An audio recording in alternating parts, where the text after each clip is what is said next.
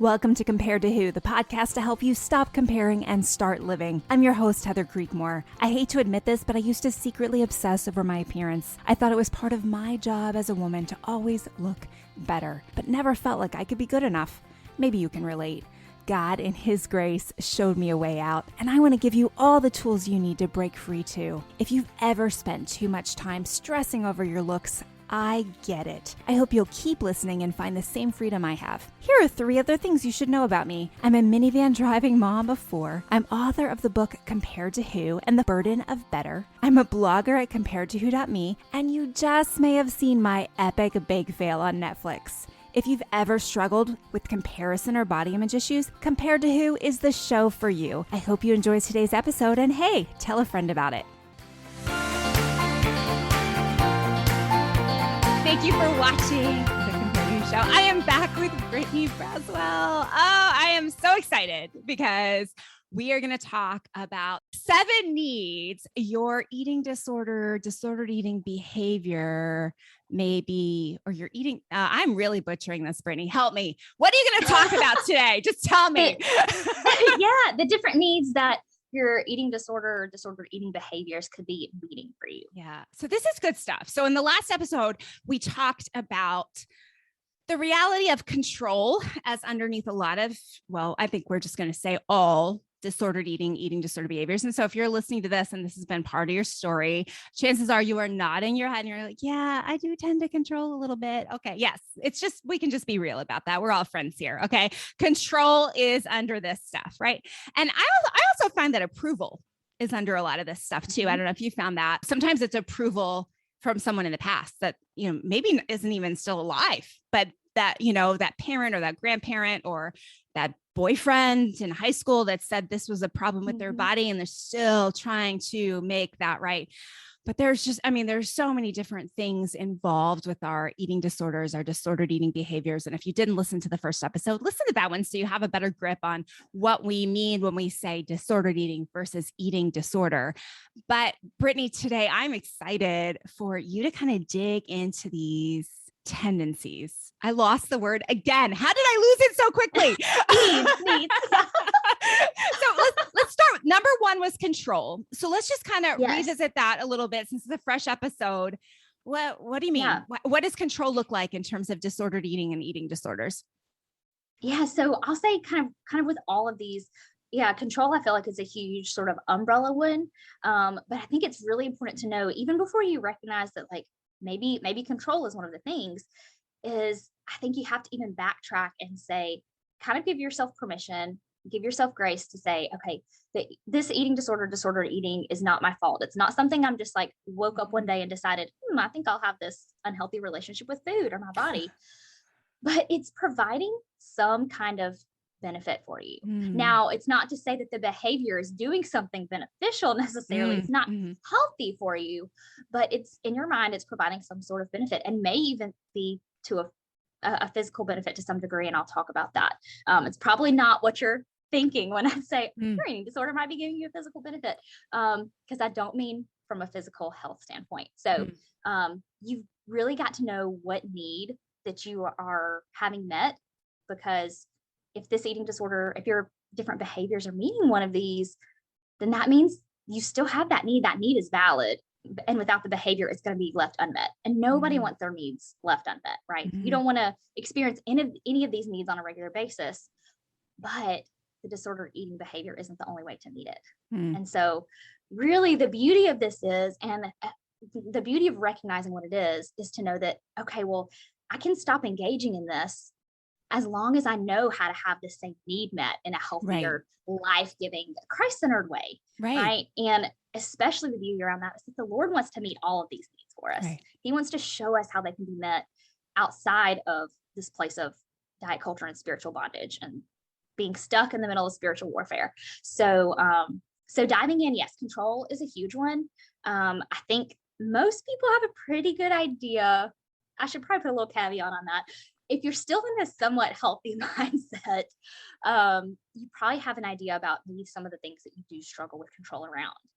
I have a little tool that I provide to a lot of my clients to help them recognize, like, what of these 7 needs is this particular behavior meeting? So let's say it's restricting.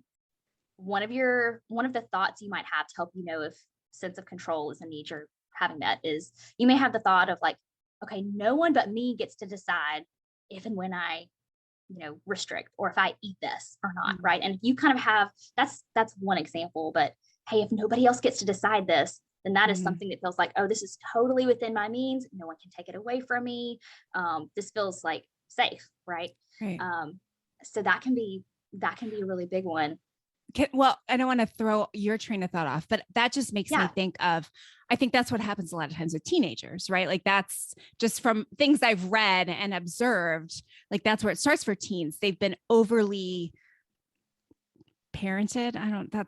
That's a bad way to say that, especially as a mom of teens, like so much grace and compassion. It's hard to know how much to parent as they get older, but there's been so much restriction in their lives that it's finally, this is something I can control. And mom and dad can't tell me like that I have to eat, or they can't make me eat, right? Like you can put the food in their mouth, but you can't make them chew and swallow.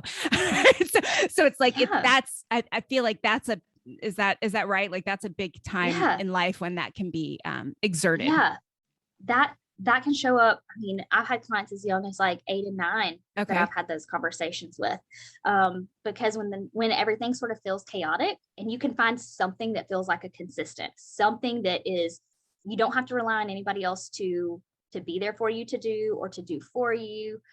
Food can naturally, and movement, exercise, running, like if you can say, well, I can put one foot in front of the other and nobody else can kind of stop me from doing that.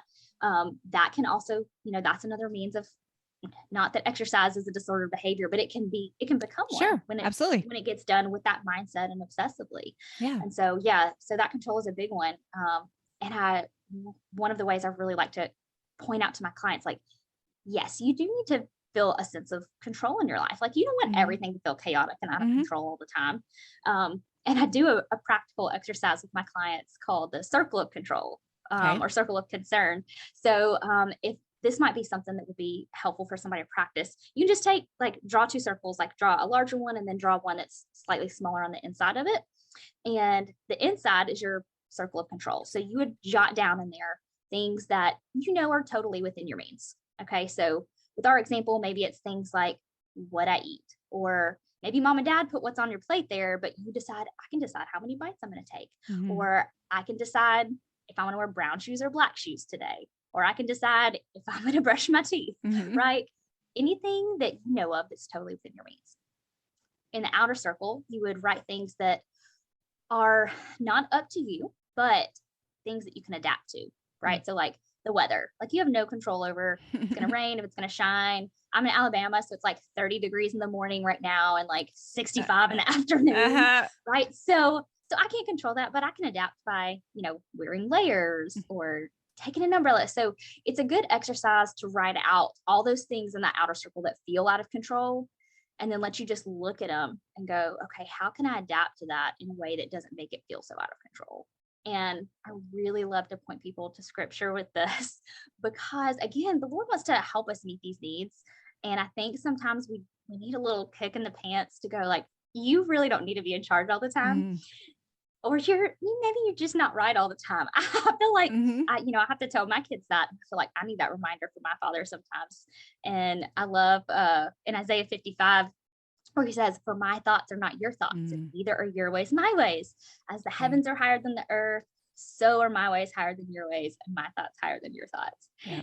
And it's such a good reminder to me just to go, okay, Brittany, like you need to ask the Lord what to do in this situation, and not just make a decision because you can.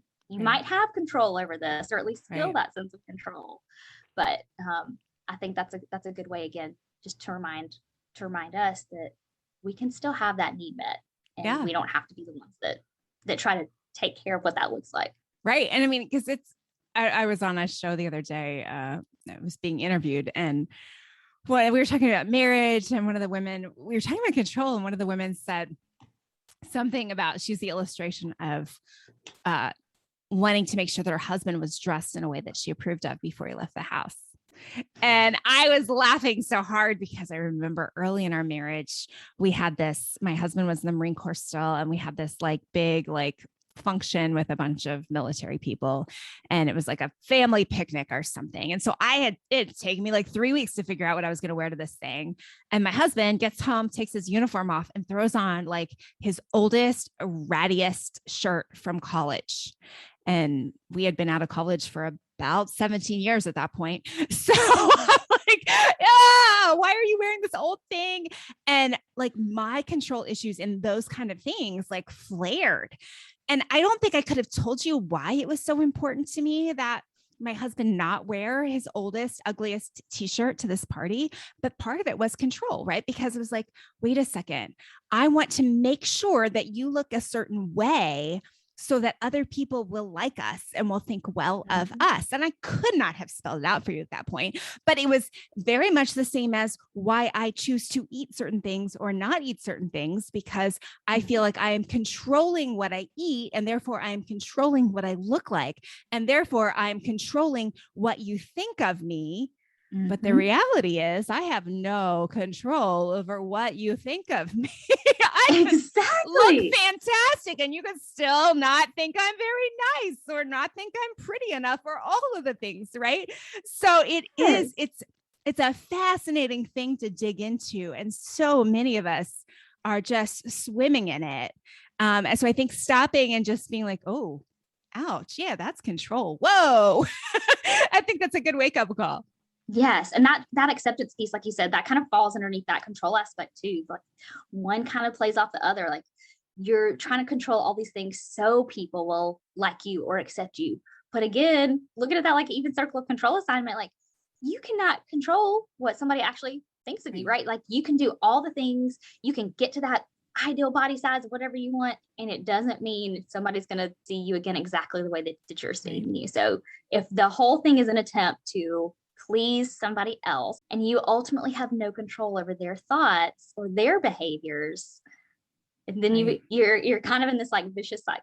Right. And when I think about, you use the illustration of your struggle with infertility in their first episode, but I think about all my single friends, right? And the lie that you hear about, well, if I could just get that look, if I could just get that body size, that body shape, then like magically men would start lining up. And I mean, I know my experience was I got the size and the shape, and it took me another like 7 or 8 years before I met my husband. And that was a 7 or 8 years of frustration and anger. And like, so I must need to lose more weight. Like it's still not good enough. What else am I supposed to do? And just, I think it's important to make that connection that your control might not lead you where you hope it will lead you. Like God is really, his ways are higher. His thoughts are higher. And he doesn't need you to be in a certain body size to find you a husband, or a certain body size to, help you get pregnant. Like he can do a lot of miraculous things without our controlling help. Right? Yes. And there is no body size that makes you more or less valuable or enough or not enough to the Lord. And so when you can give that control over to him and say, Lord, I'm going to let you be in charge of deciding I don't even want to say if I'm enough, but you get to decide that I am enough. That's not up to someone else. Yeah. There's so much peace that comes with that letting go of that control. If this podcast or ministry has blessed you compared to who could use your sponsorship for the year ahead, there are several ways to give. You can donate through Patreon, or you can use the Buy Me a Coffee program. Even a gift of $5 helps. Go to comparedtowho.me/podcast and scroll to the bottom for all the links you need to support the show. And hey, if giving money isn't your thing, no problem. Leave a review. Those 5-star reviews are as good as gold. Thanks so much for considering. I'm grateful for you. And also, I mean, I talk about this all the time, more on other shows than I do on my show, which is probably sad, but I don't get to decide whether or not I'm enough. Right? Like God says I am. Who am I to say, yeah, I understand what you're saying about me, God, but I think I'm a little smarter than you. And I know the truth is that I'm not enough. God's like, yeah, I don't really, your opinion, my opinion is so much more important than your opinion. So I think that's important to point out too. Okay. So we have about 15 minutes for the next 6. We're going to be here all day, that was Brittany. our big one. Okay, good. I'm like, I'll keep the next one short. That's really the big one. So I'll touch on these other ones just to give you guys a sense. Yeah. And if you want some more resources, I'll give you some more resources at the end that can kind of follow up. But the second one is reduced anxiety. And I'm going to kind of pair number 2 and 3 together because this is reduced anxiety and stress relief, and they often go hand in hand. So you might be dealing with, if a behavior is reducing your anxiety, you might know that by saying like, okay, well, I feel less worried after I, whatever, fill in the blank, restrict, over exercise, whatever it is. And then same kind of thing with stress relief.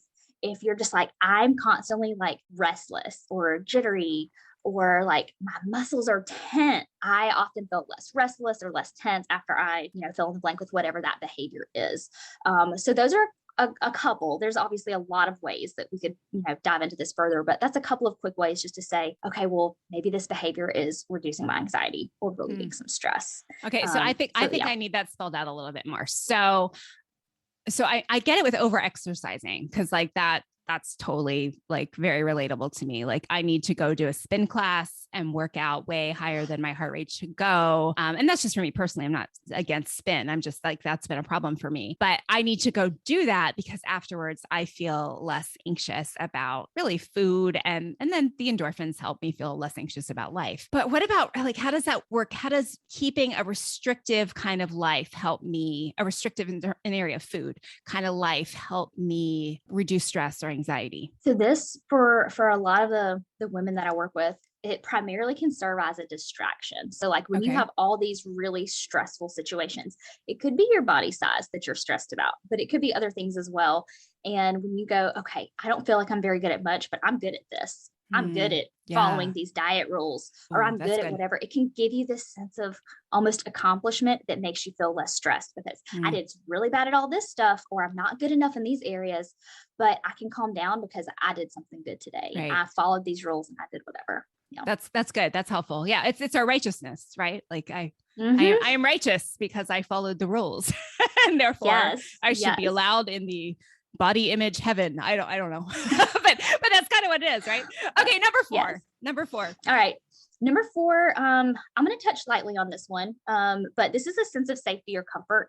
Okay. This shows up for a lot of women who have experienced some type of a variety of traumas. And so one of the thoughts with this is like, okay, well, when I'm afraid, whatever this behavior, fill in the blank, regularly calms my fear. Okay. So one quick example is if you have experienced a particular type of trauma, maybe it was with a family member, maybe it was with a boyfriend or girlfriend or whomever, in a particular body size, right? And the idea is, okay, I'm going to restrict to make my body smaller because this trauma thing happened to me at this body size and I can't get back to that again. Or sometimes this happens too with the opposite on, I had some type of abuse at this size and I'm going to do these whatever behaviors because I can't be back at that size again. That's not safe. And so sometimes it comes, I see it from that standpoint a lot. And then sometimes it's just that comfort. This is where you kind of hear the term emotional eating come up a lot is I don't know what to do. I'm afraid, I'm nervous, but this one thing that feels really tangible. And again, it's like maybe that consistent thing. So this can kind of fall into the control piece too, is this is within my control. It's consistent. Nobody else is helping me with this. So this food is going to serve as this means of safety or comfort. Yeah, that's good. Yeah, I think that's an important one. And I've heard that too. So that's good. Okay. Number 5. All right. 5 is like air quotes solving a problem. Okay. This usually shows up when procrastination is like, if you procrastinate a lot, this may be a need it's meaning for you. So if, or perfectionism is another huge one. Like if the thought is like, I have to do things perfectly. And, again, maybe I'm really good at this behavior, or things sort of feel out of control, but I'm going to put off all the things that I don't know how to do. And I'm just going to solve the issue with the stress of the schedule or whatever, and do something I know how to do well. That can show up as sort of that temporary means of you're feeling like you're solving an issue because you're doing something, but it usually is something that just, again, kind of prolongs the inevitable. So just tell me if I'm getting this right. So maybe an example of that would be like, I've got chaos in my life, but I'm going to uber focus on my food planning for the week and make sure that I eat the exact number of macros this week, even though sometimes I'm a little off, but like just the super diet mentality, that whatever plan you're following, I am going to be the best at it this week, because then I will be able to say, at least I did that well. Is that kind of what you're checking? Okay. Absolutely. That can show up like that on a regular basis in a lot of different ways. Okay. That's good. Number 6. All right. Number 6 is to numb or repress feelings. So this shows up a lot if you feel, again, maybe like really anxious. It could be stress. It could just be like maybe something really difficult happens and you do not like to feel all the things, right? Like you don't like maybe the depressive thoughts coming up, the whatever it is, and having something tangible to either do or consume really just helps get you out of your head and focus on something physical and kind of tune everything else out. Okay. So this is like, if you have a tendency to push your feelings down, sometimes the anecdote a little bit to this can just be like, find somewhere you can go to cry or scream, or like do something. If it doesn't feel safe to get your emotions out in front of other people, do something at least in a healthy way to get some emotions out in a way that feels safe for you. Yeah. Okay. So let's stay here for a second though. So everyone knows it's been long demonized, right? That you don't eat your feelings, right? Like that doesn't help you. Emotional eating bad. But recently, like in some conversations I've been having with other people in this world, I've been kind of loosening up a little bit on that demonization, because I feel like, but wait a second, we eat to celebrate, and that's an emotion. Like, and Jesus did that in the Bible. And a friend of mine, I think, Aaron Todd. Love Aaron. So Aaron and I were talking the other day, just Marcoing back and forth, just about, it wasn't Aaron. Aaron got a shout out. Yay, Aaron. But it was someone else. It was one of my clients actually. And my client was like, she's like, well, what I'm really struggling with. And I asked her if I could share this. It's okay. Because I was like, that's so good. I have to share it. She's like, what I was really struggling with was, we're going to eat in heaven. There's a wedding supper of the Lamb. So what am I going to do in heaven? I'm going to be like, no, I'm sorry, Jesus, that has too many calories. Can someone like get me the gluten-free bread option? And I was like, that is so dang good. I never thought of that. But yeah, so like, it's okay to celebrate with food. Yes. So when we're sad, maybe we eat too. I mean, where's is there a line there? Like what about that? Yeah. So I am in 100% agreement with the fact that you can absolutely, when you are feeling whatever end of the spectrum emotion or anywhere in the middle, you can absolutely eat as a means of coping with that. Eating can be a tool in your toolbox to cope. You just don't want it to be the only tool. When it is the only thing that you are relying on, it becomes obsessive and you're taking your reliance off of the Lord and you're going, this is going to be my constant default. And more often than not, when that happens, you kind of lose your awareness around your hunger and fullness and around how does the food actually making you feel, right? When you have the awareness and you are kind of, the term we use is interoceptive awareness. You're like in touch with what's going on in your body. So that's like, hey, I can tell when my bladder's full, right? Or I can tell when my heart is pounding, like that kind of awareness with hunger and fullness as well. Then you can go, okay, I've had a really rough day. I think I want a bowl of ice cream, right? Like we keep Bluebell in our house on a regular basis. So like if I go to get some Bluebell and I want to use it as a way to sort of help give me something enjoyable when I've had maybe a not so great day, I can have the awareness of, when am I getting to the point where, okay, I'm full. And if I eat much more, I'm not going to feel better. I'm going to actually feel worse. So when you have some awareness around that, you can use it as a tool. Just don't let it be the only tool in your toolbox. Well, because just physiologically, like chocolate does give us some serotonin. And so if you're feeling like, a lot of us turn to chocolate for a little serotonin boost. And it's like, how come the person that turns to chocolate for a serotonin boost is bad emotional eating? I'm talking in terms of diet culture, right? Whereas the person who goes for a run to get skinnier, but is getting the same kind of boost hormonally from their endorphins, like that's good. but a little piece of chocolate is bad. It's like, well, I don't know that that's true, right? Like, I mean, I totally agree with you. Like, it can't be our only tool in the toolbox. It can't be the only place we go, right? And I mean, God's clear about that, right? He wants us to come to him. But I don't really mind like taking the dark chocolate with me when I go into my room and say, help me, God. Okay, another bite. Help me, God. I don't think that they have to be opposed to each other, do they? They don't. And I think it becomes so much easier to tell the difference when you drop the terms good and bad and you switch to beneficial. You say, is this benefiting me right now? Or how beneficial is this? Right? Like, is chocolate benefiting me right now? It's probably gonna give me that little bit of like physiological boost, and it's gonna be a means of enjoyment. But then at some point, it's not really going to be serving you as well anymore, because you're going to feel maybe sick, or you're going to be like totally unfocused. So can you, when you drop the good and bad, drop the morality from it and go, how beneficial is this? Yeah. A handful of chocolate chips can help.